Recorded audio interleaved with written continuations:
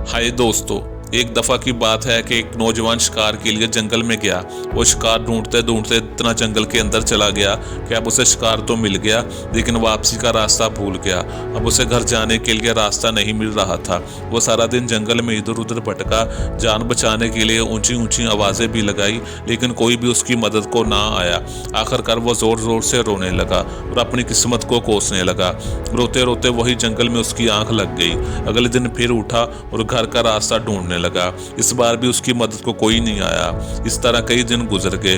वो रोज दुआएं भी मांगता, लेकिन कोई भी उसकी मदद को ना आया। अब वो हार मान चुका था। उसको यकीन हो गया था कि अब कोई भी उसकी मदद को नहीं आएगा।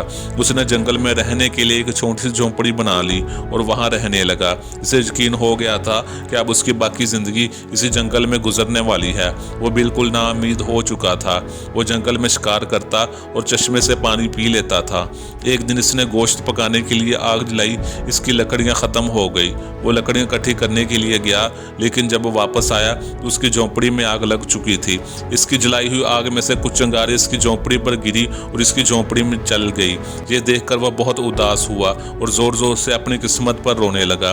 रोते रोते ज़मीन पर ही सो गया। सुबह जब उसकी आँख खुली, उसने देखा बहुत से लोग इसके इर्द गिर्द जमा थे। नौजवान ने बड़े तजस्सुस से लोगों से पूछा कि आपको कैसे पता चला कि मैं इस जंगल में फंसा हुआ हूँ और आप मेरी मदद को आ गए? तो एक बूढ़े शख्स ने जवाब दिया कि हम साथ वाले गांव में रहते हैं।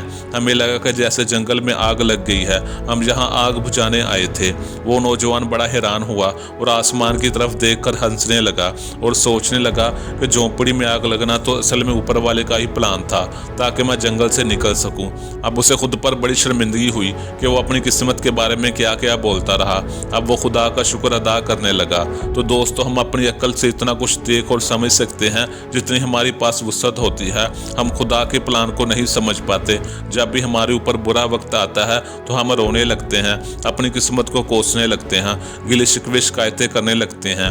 हमें चाहिए कि हम अपने खुदा पर यकीन रखें, हौसला हिम्मत से सब्र से इस वक्त को गुजार लेना चाहिए और अच्छे वक्त का इंतज़ार करना चाहिए, क्योंकि हमारे बुरे वक्त में भी कुछ ना कुछ अच्छा ही होता है।